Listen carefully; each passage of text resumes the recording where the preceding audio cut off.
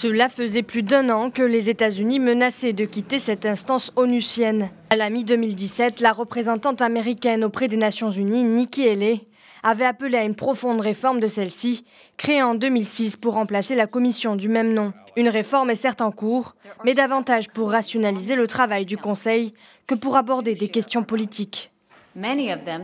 Nous prenons cette mesure parce que notre engagement ne nous permet pas de continuer à faire partie d'une organisation hypocrite et servant ses propres intérêts qui fait des droits de l'homme un sujet de moquerie.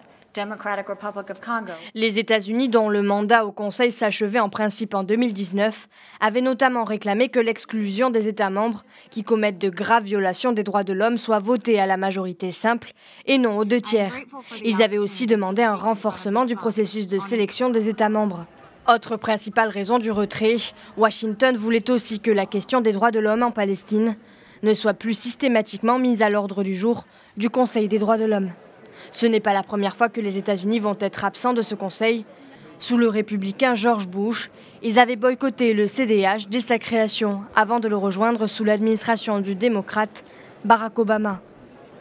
Depuis l'arrivée de Donald Trump à la Maison-Blanche début 2017, les États-Unis se sont retirés de l'UNESCO, ont coupé plusieurs financements à des organes de l'ONU et annoncé notamment leur retrait de l'accord de Paris sur le climat et de l'accord nucléaire avec l'Iran, endossé par les Nations Unies.